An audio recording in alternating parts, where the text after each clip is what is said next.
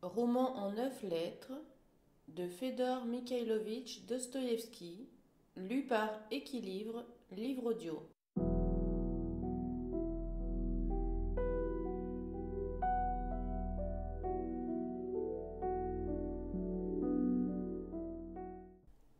« 6. Ivan Petrovitch à Petr Ivanovitch. 14 novembre. Très honoré monsieur Petr Ivanovitch. J'ai patienté 3 jours. J'ai tâché d'employer utilement ce temps, mais sentant que la politesse et l'aménité sont les premiers devoirs d'un homme civilisé, j'ai depuis ma lettre du 10 évité de me rappeler à votre souvenir. Cela en partie pour vous laisser le temps de vous acquitter de vos obligations de chrétien envers votre tante, et en partie par suite de certaines réflexions et recherches à propos d'une affaire pressante. Maintenant, je viens m'expliquer avec vous, définitivement. Je vous avoue sans embâge qu'à la lecture de vos 2 premières lettres, j'avais cru que vous vous mépreniez sur mes intentions. C'est pourquoi j'ai cherché à vous voir, pour m'expliquer de vive voix avec vous. La plume est si trompeuse. J'ai dû m'exprimer obscurément, et vous aurez pris le change. Vous n'ignorez pas que je suis mal au fait des bonnes manières, et que j'évite le dandysme creux de toute affectation. Une expérience déjà longue m'a appris combien l'extérieur trompe, et que la vipère se cache souvent sous les fleurs. Mais vous m'aviez compris, et si vous ne me répondiez pas comme vous le deviez, c'était par hypocrisie, étant d'avance résolu à ne pas tenir votre parole d'honneur, au risque de rompre nos relations amicales. Vous l'avez assez prouvé par votre conduite indigne à mon égard, conduite onéreuse pour mes intérêts, et que je n'aurais jamais attendu de vous. Je n'y voulais pas croire jusqu'à ce jour, car séduit au commencement de nos relations par vos manières distinguées, l'élégance de votre élocution, votre entente des affaires et des intérêts, je croyais trouver en vous un ami, un camarade véritable.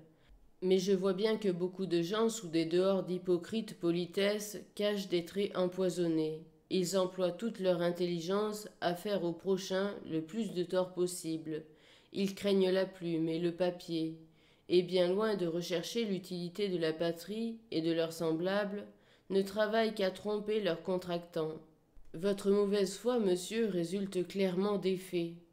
D'abord, tandis qu'en termes nets et précis, je vous décrivais, monsieur, ma situation et vous demandais le sens de vos sous-entendus par rapport à Eugène Nikolaïtch, vous avez gardé le silence, et tout en m'irritant par vos soupçons injurieux, vous vous êtes dérobé à toute explication franche.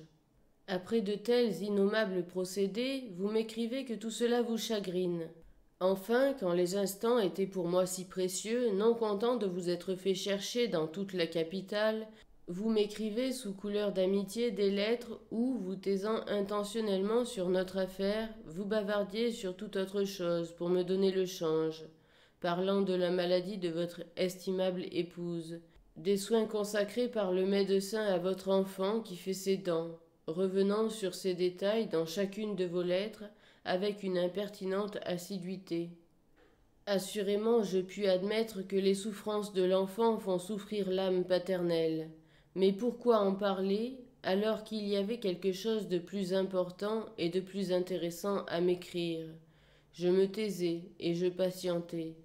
Mais à présent que le temps a passé, mon devoir est de m'expliquer.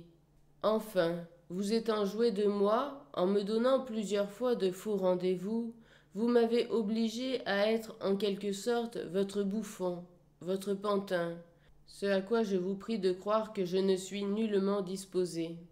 Vous me donnez rendez-vous sur rendez-vous, et vous n'allez à aucun, prétextant l'opportune attaque d'apoplexie de votre tante, qui vous fournit ainsi un prétexte dont vous n'avez pas eu honte d'abuser.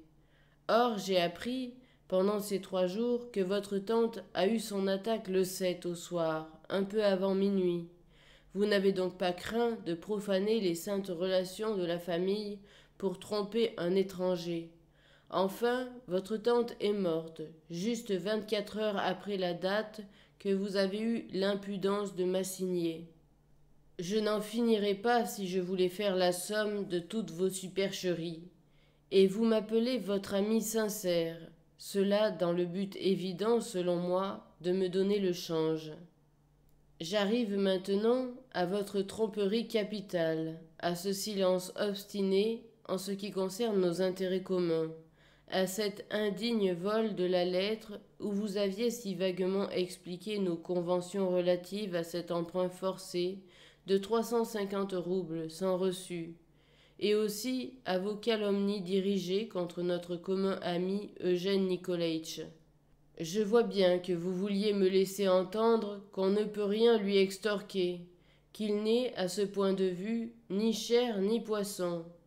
Quant à moi, je connais Eugène Nicolaïtch, et le tiens pour un jeune homme très modeste et d'excellente conduite, qui mérite l'estime universelle. Je sais que chaque soir, pendant 15 jours de suite, vous gagnez plusieurs dizaines, et même souvent une centaine de roubles, en jouant aux cartes avec Eugène Nicolaïtch. Aujourd'hui, vous niez tout cela, et non seulement vous oubliez les peines que j'ai prises pour vous, mais encore vous vous appropriez mon argent, me séduisant par de belles promesses de partager les gains, et vous vous dispensez de m'en remercier, sans scrupule de loyauté, employant même le mensonge pour salir à mes yeux un homme que j'ai introduit dans votre maison. Vous-même, pourtant, à ce que je me suis laissé dire, vous le faites passer pour le premier de vos amis, quoique vos intentions soient évidentes et que chacun sache ce que vaut votre amitié.